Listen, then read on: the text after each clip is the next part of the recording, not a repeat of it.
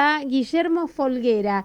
Él es doctor en ciencias biológicas y también es filósofo, investigador del CONICET, docente y activista ambiental. Buenas tardes, Guillermo. Te saludan Gabriela Ensink y Elisa Soto en Estrategia Salud y Ambiente. ¿Cómo estás? ¿Cómo están? ¿Todo bien? Bien, todo bien, Guillermo, gracias por tu tiempo y bueno, digamos, expectantes de poder hacerte algunas preguntas. Nosotros, mientras se trataba de establecer la comunicación, estuvimos comentando desde lo conceptual qué sería un humedal, ¿no? Porque no todos tienen por qué saber de qué se trata, pero obviamente, dado que ahora conectamos con un especialista, nos gustaría aprovechar eso y hacer algunas preguntas. Sí, se trata de un ecosistema o de un tipo de ecosistema, ¿no? Donde el porcentaje de agua por diferentes motivos es alto y después toma diferentes formas. Pues, por ejemplo, estamos acostumbrados a ver los humedales, por ejemplo, acá cerquita de donde yo vivo, en la zona del Delta, que han sido víctimas muy claros de todo lo que significó, por ejemplo, el negocio inmobiliario, el negocio agrícola y ganadero. Pero, por ejemplo, hay otros humedales que tienen menos fama y que también fueron muy para explicar la caída sistemática de la ley de humedales, que son los humedales de altura de la Puna, ¿no? Esas salinas Ujú, hermosas, ujú. eh, también son humedales. Si uno mira debajo de la capa de sal, hay esos grandes cuerpos de salitre, de agua con sal, que son muy importantes. Así que, digamos, es una parte muy importante de las formas que tienen los ecosistemas en el mundo. Guillermo, y justo mencionaste la ley de humedales, que fíjate, el año pasado a esta altura estábamos peleando por una ley de humedales y hoy estamos mucho más atrás, ¿no? Porque tenemos un DNU vigente que pone en suspenso y pone en riesgo un montón de legislación ambiental.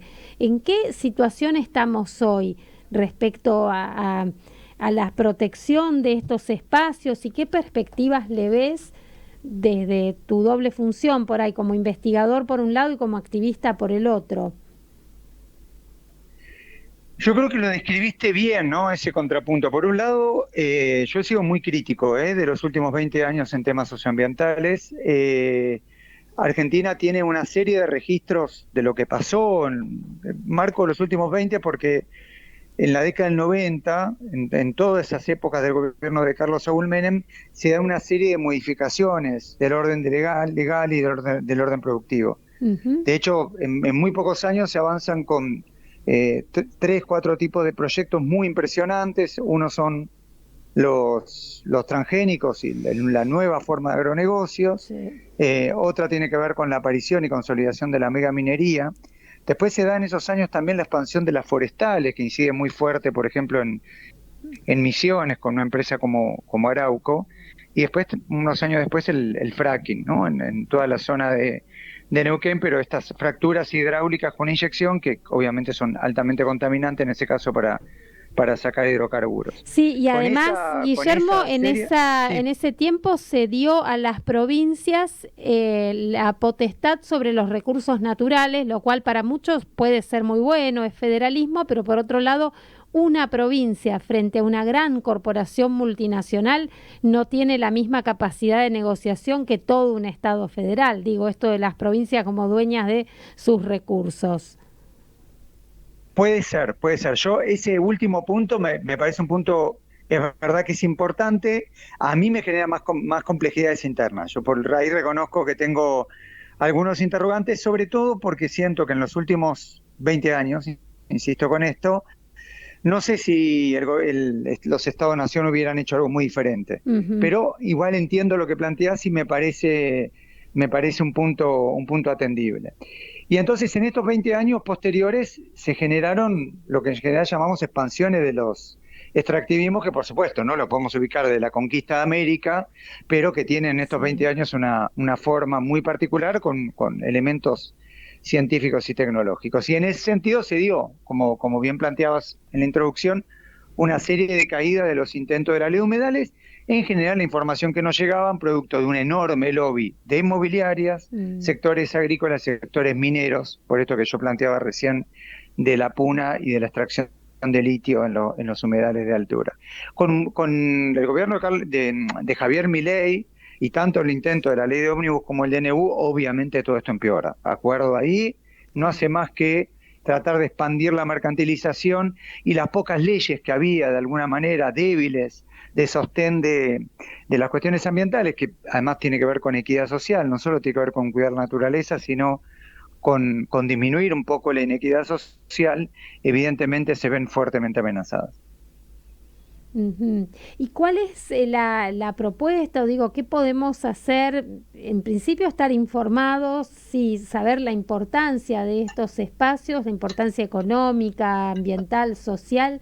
Y por otro lado, ¿qué perspectiva ves de que, por un lado, que se pueda frenar, ¿no? Este DNU y bueno, la ley ómnibus ahora está frenada, pero todos estos embates contra los territorios, contra nuestros recursos naturales.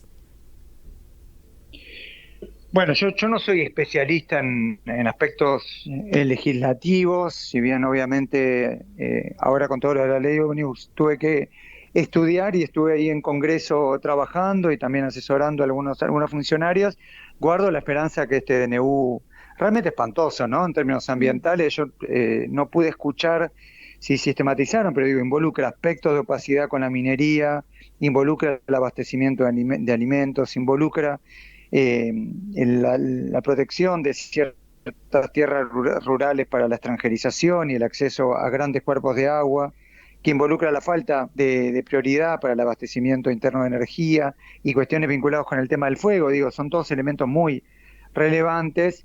Yo espero que se caiga del DNU, que realmente no avance. La verdad que es un momento muy delicado, lo cual no quita que no abramos la esperanza para hacer cosas, ¿no? Y ahí, si me permiten, yo hay tres, no cosas por hacer, pero sí ejes, dimensiones que yo insisto que son bienvenidas y que son necesarias. Una tiene que ver con el ámbito individual, colectivo a corto plazo, ¿no? A corto alcance.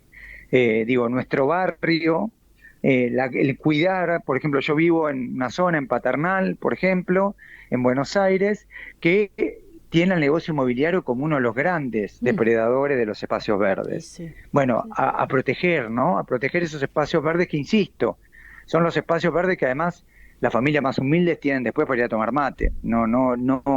Los sectores de altos recursos garantizan sus espacios verdes. Entonces, eso en primer lugar. Después, trabajar a escala regional, ¿no? Entender que acá, además de lo que nos pasa individualmente, familiarmente o en el barrio, hay cosas que pasan a escalas un poco más grandes, que si no se alteran, nuestra vida va a ser peor, ¿no? En ese sentido, por ejemplo, Argentina está entre los 10 países del mundo que más deforestó y desmontó en los últimos 20 años. Bueno, esos son registros que después los vemos como en nuestra vida cotidiana y en la temperatura récord que verano a verano ocurre, en las sequías y en los incendios. Y después está la cuestión global, que claro, que en general suena como más difícil, que obviamente tiene a China y Estados Unidos en lugares muy importantes de degradación y destrucción, pero Europa no se queda atrás, y que, sin embargo, tenemos que presionar a los gobiernos para que incidan positivamente. En esa cuestión local, regional y global, yo creo que se juega gran parte de nuestras posibilidades. Y vos lo has dicho, o sea, trabajar a nivel local en tu barrio para que no perder esos espacios verdes que después son los que, como ya no van quedando, se generan estas islas de calor, que en las ciudades la temperatura no baja la mínima ni tampoco la máxima, y después ya, como bien dijiste, a nivel global.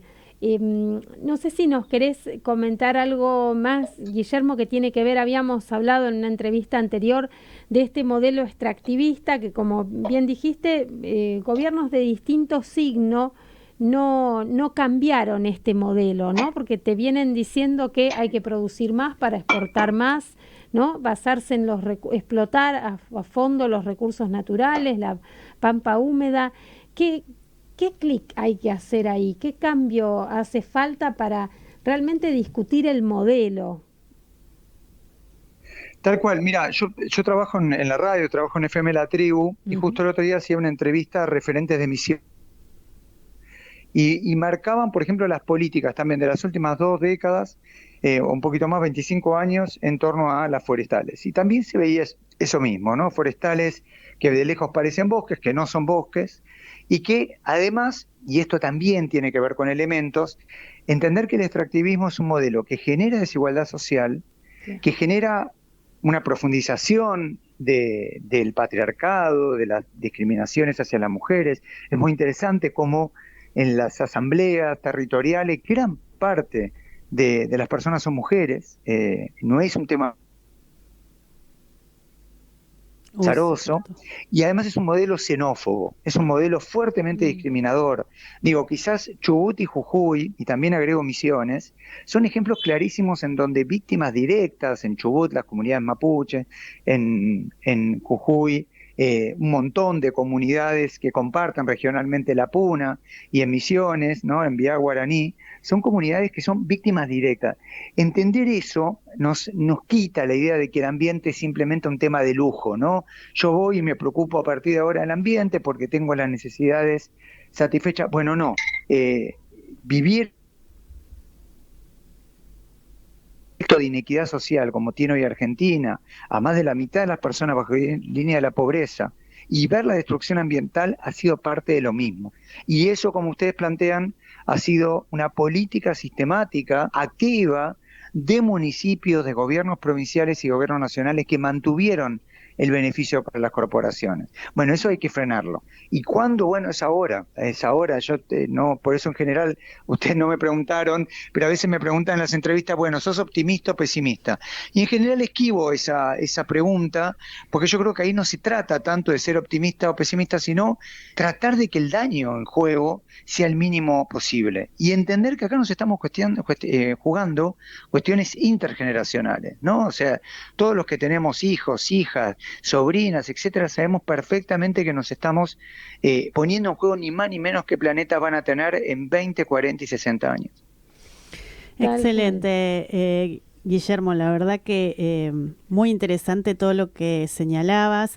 Tenemos que ir cerrando la entrevista, pero bueno, yo quiero aprovechar para felicitarte porque yo te sigo en Instagram, veo que estás este último tiempo muy activo, con una acción política concreta, y me parece que está muy bueno eso, porque muchas veces uno, el común de la gente, me incluyo, cuando piensa en científicos, en investigadores, los piensa siempre encerrados en un laboratorio, o sea, depende la especialidad o el área del que se ocupen. Y me parece que está buenísimo que asumas un rol, una postura, para poder, digamos, esto, ¿no? Para poder poner en común estas distintas problemáticas que realmente son sumamente importantes. Así es que, bueno, voy a seguir siguiéndote y te felicito. Bueno, Guille, de paso, decinos tus redes y el programa en la tribu, que no compite con podemos escuchar los dos, qué día y horarios va. Dale. Mi Instagram, agradezco muchísimo las palabras de recién, me conmueven y me llenan de fuerza para seguir, porque no deja de ser una tarea no solo que le destino tiempo, sino cuestiones emocionales fuertes. Es Guille Folguera, es mi nombre abreviado, y de hecho me conocen como Guille, y mi apellido. Y el programa es por FM La Tribu, después de La Deriva, sale los martes 9 de la noche. Si hago un comentario que nobleza obliga, hay un montón de gente detrás no solo de mi Instagram, sino de las publicaciones y de lo que es ahora. Es algo que yo no podría hacerlo solo. Hay gente que me asesora con lo legal, que es muy importante, gente que está en el sistema legal, que todo el tiempo le estoy preguntando desde si la publicación es correcta, a si puedo llegar a tener problemas legales en ciertas publicaciones. Es importantísimo ese asesoramiento. Hay mucha parte audiovisual que lo hacemos con un colectivo de compañeras que están desde Tierra del Fuego, Puerto Madryn y Buenos Aires, que trabajan mucho en la parte audiovisual que generamos, se llama Grupo Antiextractivista, y toda una parte de investigación, del cual yo pertenezco en CONICET y la Universidad de Buenos Aires, que es el Grupo de Ciencias, Territorios y Ambiente, que somos 8 o 9 personas investigando. Si no estuviera toda esa gente atrás, el Instagram no tendría esa información, que además de calidad. Si ustedes se fijan, no hay nadie que me salta a decir que lo que estamos denunciando es falso, así que también en gran medida por eso se sostiene. Así que les agradezco un montón las las palabras y hacen muy, muy bien. No, al contrario, me nosotras a alegro. vos. Gracias, Guillermo, que estés muy bien y bueno, seguramente te vamos a convocar en otro momento por algún otro tema porque siempre es muy, digamos, didáctico el cómo lo desarrollas y eso, especialmente para un programa como el nuestro, es muy valorado porque la idea es esa, ¿no? Una difusión, una divulgación científica que sea accesible a todos. Así es que muchísimas, pero muchísimas gracias. Bueno, yo les agradezco un montón y hacen algo que además para mí es muy valioso, que bueno, cuando algo se quema me llaman por los incendios, cuando algo se inunda, llaman por las inundaciones, estamos pudiendo discutir con cierta pausa ciertas cuestiones urgentes, pero sin la necesidad de resolución inmediata. Así que gracias también por eso, que es fundamental. Un fuerte, fuerte abrazo. Igualmente, Guillermo. Bueno, estuvimos Seguro. dialogando, ¿no? Con Guillermo Folguera, él es doctor en Ciencias Biológicas, licenciado en Filosofía por la UBA, investigador del CONICET, docente, activista ambiental. Lo pueden seguir en @GuilleFolguera, lo pueden escuchar en Radio La Tribu los martes a las 21 y también acá el recorte de este programa, una vez que finalice, va a estar subido a YouTube.